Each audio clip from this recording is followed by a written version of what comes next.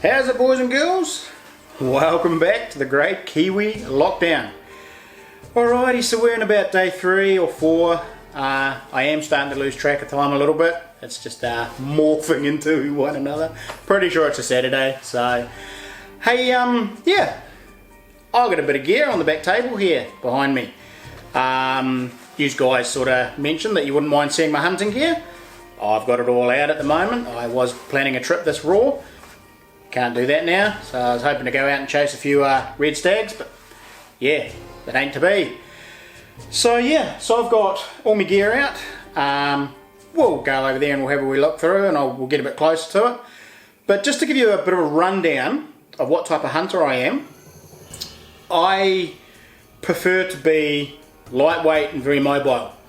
I like to cover the ground, but I don't want to be carrying huge amounts of gear on my back. So I have a very lightweight Ebel stock 55 litre pack, and I can pretty much get everything I need for an overnighter or a 2-nighter into that pack. I have done longer trips, but you start putting things on the outside of the pack to keep everything balanced and all the rest of it, and you don't fit everything in there for a big trip. Your pack ends up, most of your food ends up in the pack and other things end up on the outside. So yeah, so most of my gear I have is very lightweight, very high tech, and small and compact. So I like to save weight, save space. I also very limiting on my food and also my cooking. So we'll cruise over, we'll get in there and have a wee look, and I'll give you a rundown of what I actually take in my pack when I go hunting.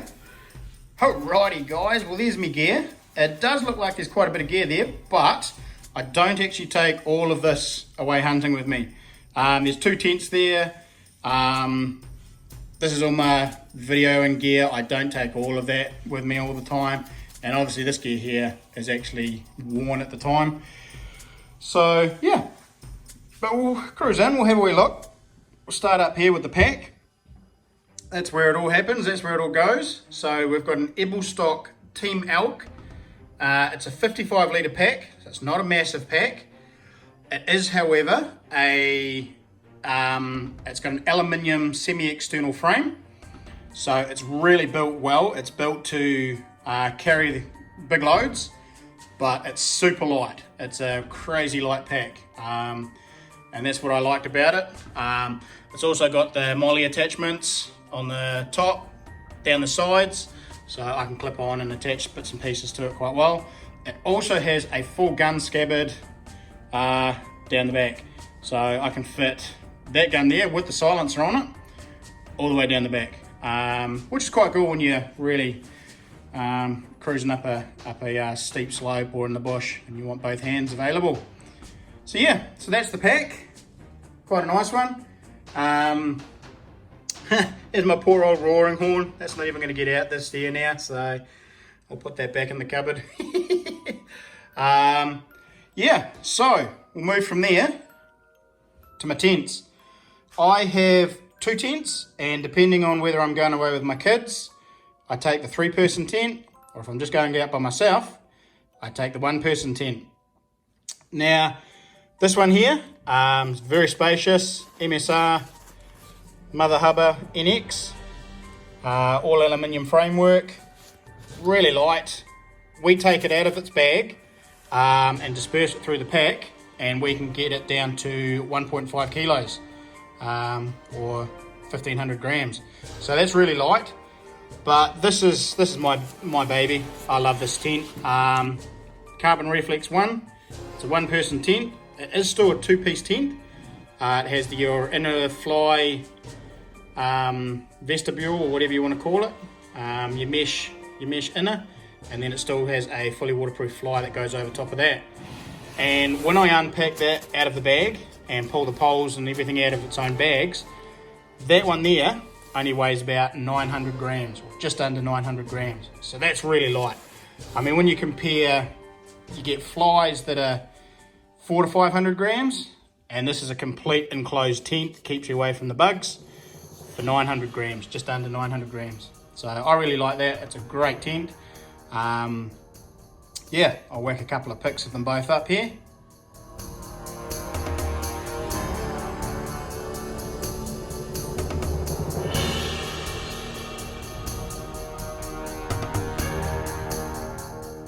Yeah, so cool little tents, do the job, and they're nice and light. So, and sleeping. So, I have a Thermarest Neo Air mattress. Now, this is one of their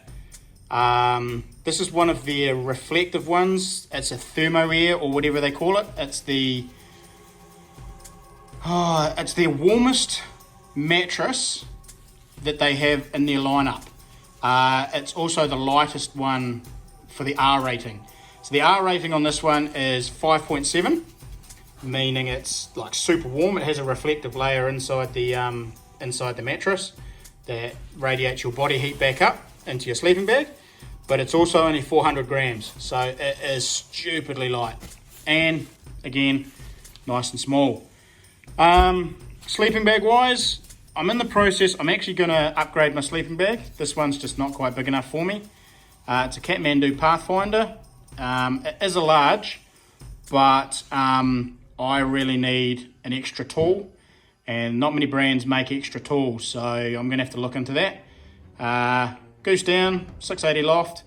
It's plenty warm enough for me. I don't feel the cold too much, so I don't mind it, but it's just a bit tight, and I get a bit squashed in it, and end up middle of the night, the zip's open and I'm half hanging out of it. So I probably need to get myself something slightly bigger. And of course, the old pillow, air pillow, just a wee inflatable one. I'm getting old now, don't like sleeping without a pillow, so that's my go-to. Alrighty, now clothes wise, all my clothes, basically I do use hunting clothes, all Hunter's Element at the moment. Thermals, the Stay Dry tops, and then I'll generally just hunt in a pair of running shorts over top of my thermals, and some proper hiking socks. And if there's one piece of advice I will give you, that's get decent socks.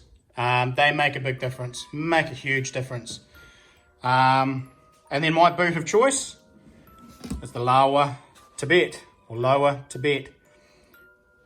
There you go, Lower.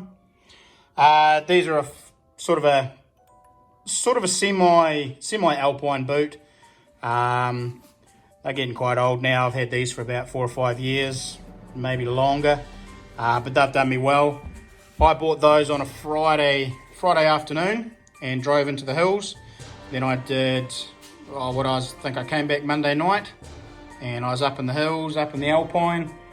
Didn't even wear them in, and I had no issues whatsoever in the way of blisters or anything like that. They just molded to my foot perfectly, and they were absolute pleasure to wear. So, and this thing here, that holds the laces loop around there, and they holds the tongue in place so the tongue doesn't slide over to the side. Brilliant boots, absolute brilliant boots. So I mean, again, another piece of advice: if you've got the money, spend it on boots and good footwear. I mean, all of this other stuff, it is great, and it will help you stay warm, stay dry, but ultimately, if you need to walk out or walk in, it's your feet that are going to get you there. And if you don't look after your feet, yeah, that's where your issues are going to be. So always get yourself some good footwear. I've always been a great believer of that. Alrighty, so, and then of course, I've got Hunter's Element full Gore-Tex rain jacket. That's absolutely mean. It's an older one, but still very waterproof. Goes down past my bum, keeps me well and truly dry. And then I've got a MacPack puffer jacket. Now this is hooded as well, so when I'm sitting there glassing or looking for game, or even back at the camp, that keeps me well warm. So one of those little luxuries, but one of those things you've got to have. So, right, now eating. I am pretty much sold on the old backcountry cuisine. I love it. I've always had it. Nice and cheap as well. There are some more brands coming out recently, and one of them in particular I'm going to try. It's Go Native. It's a fairly new product out there. It's not a freeze dry like the backcountry. It's actually meals inside little pouches, and you heat them up in water. So yeah, I'm going to try them out and see how they go. And then obviously to cook everything, I've got the old Jetboil Flash. These things are awesome, absolutely amazing. I can have about a litre of water boiled up in just over a minute, and then I can just take that and throw it in there, eat my food out of there, and then that's it. That's all my rubbish, and I just curl those up and I put those in the bottom of my pack. Keeps it nice and tidy, and I can take it all out with me. Cutlery, obviously, I've got MacPack. Ooh, it might tell you what, I'll zoom in on that. But I've got MacPack titanium knife, fork and spoon. These are super light. They're like literally 50 grams, I think, for all three of them, or 40 grams. It's just insane. So, and that is basically it. That's my food. I'll take breakfasts, lunches and dinners of the backcountry. I'll grab a few muesli bars and chocolate bars, and yeah, that'll be pretty much it. And then I have a Powerade powder for my water, which I've got a 2-litre bladder that goes in the backpack, and that keeps me going. And then obviously you just always stick beside water and make sure you got it close. Some of the extra bits and pieces I always have a pair of gloves, face mesh mask. In New Zealand we have sandflies and mosquitoes the size of small aeroplanes. They can be very annoying, so yeah, always got those in my pack. Yep, you all know what those are. Got to keep your bum clean, keep it happy. My knife of choice is an Eka. If I can get into it here with one hand. Arrgh.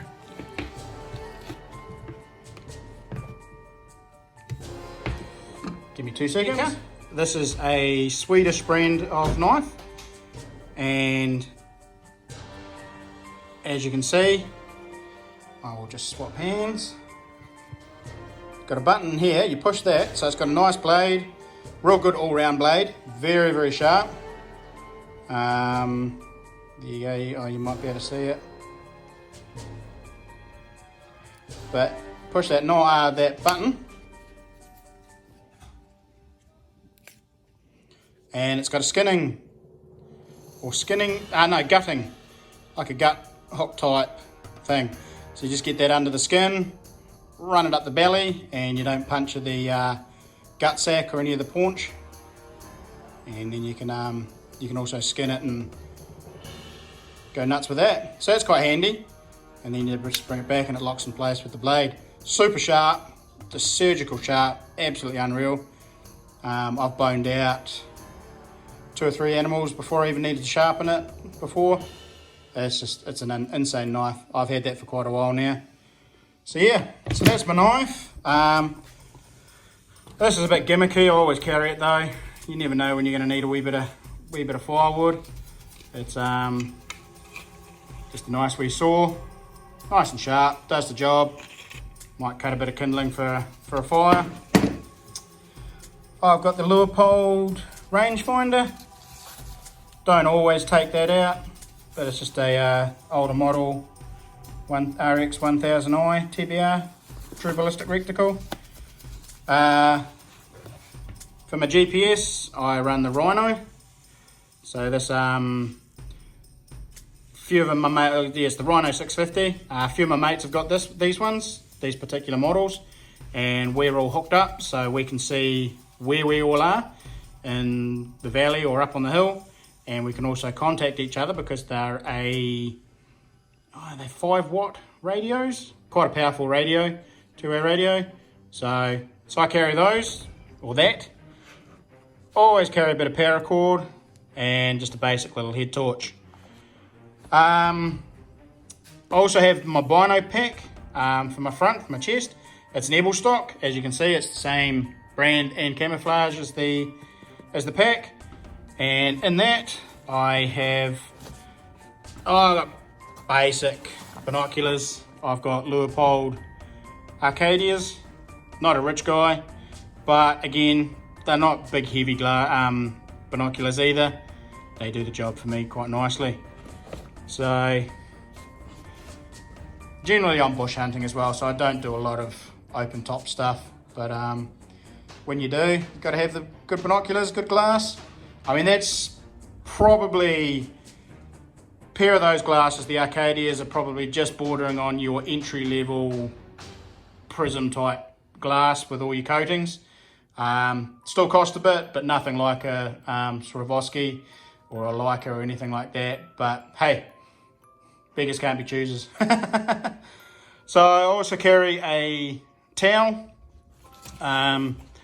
yeah, just to keep myself dry. And then I've got a dry bag that I will put an extra set of thermals, will go in there, extra pair of gruds, extra pair of socks, and anything else I want to keep dry all goes in that bag. Yeah, then of course I've got all my GoPro stuff. Now I just pick and choose out of that and decide what I'm going to take. I've got a 7 black, Session 4 and a Hero 5 black with all mounts and bits and pieces. Love that mount there. That one there goes on my rifle heaps. Love that mount, gives you your first person view. And then I got my little drone as well, just a wee DJI Spark. And I've got the little padded box that I can put that into, throw that into the pack. And then of course I got my phone, and so this is the camera I use as well for my long shots. It's a Panasonic FZ300. It's got a super telephoto lens on it. It's not quite on par with the likes of the P900 with the crazy lens, but this one is actually dust proof and splash proof. And I figured that might have been a wee bit better for the outdoors, whereas the P900 isn't. But yeah, it's still got a huge zoom lens on it. I think it goes, oh crikey, out to 200 and something millimeter lens. So yeah, she's a goodie. Get some nice close-up shots from long distance away, and of course the mic on it, just a nice Rode fluffy. And of course I got the got a tripod that will go on the outside of the pack. And then of course, weapons of choice. So the top one is a Ruger M77 what they call a skeleton stock, and that's in 308 stainless. It's got a Leupold VX1 scope on the top, 4x12 power. Does the job. It's nice and lightweight, simple. I've had some pretty big guns in my time. I've had big tactical sniper rifles and 300 Winchester Magnum. They'd quite happily shoot out to 1800 meters, 1500 meters. But there, yeah, I've gone back to the bush stalking a little bit more, and so that gun's plenty big enough, plenty heavy enough to put down the big deer. And then of course I'm going to do a few videos this year of this baby. Open sight, jungle carbine. I think it's about a 1944, I think this one is. Age, mint condition, 303. Yep, straight out of World War II. So I'm going to do a bit of bush stalking with that this year as well, and see if we can't blood that in and get myself a deer with it. So yeah, so they're my two weapons, 308 and a 303. I also do have a 22 and other bits and pieces, but yeah, so that's my gear, guys. Pretty basic, pretty minimalist, but yeah, the one thing I do want to go over though, and I will set up and go into detail, is this little bag here.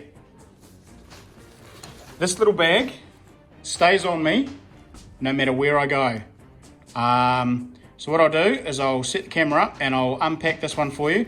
This is probably the most important bag any hunter or outdoors person can have. This is my emergency bag. So we'll get inside and have a wee look.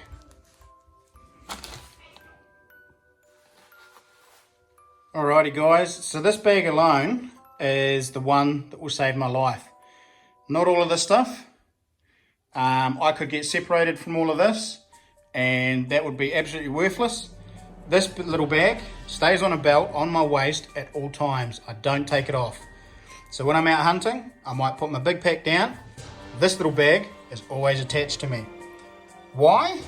Well, I'll show you what's in it. I have a first aid kit. I've got a survival blanket, pain medication. I have a flint, so a fire starter, a spear knife, a compass, a whistle, water purifying tablets, rubber off an inner tube so that no matter what tinder I've got, I can start a fire. And the most important thing I think any hunter should have is my own PLB.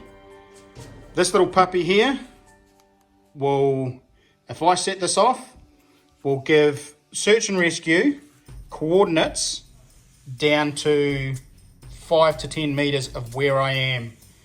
I mean, obviously if I'm dead, it's not going to really work that well.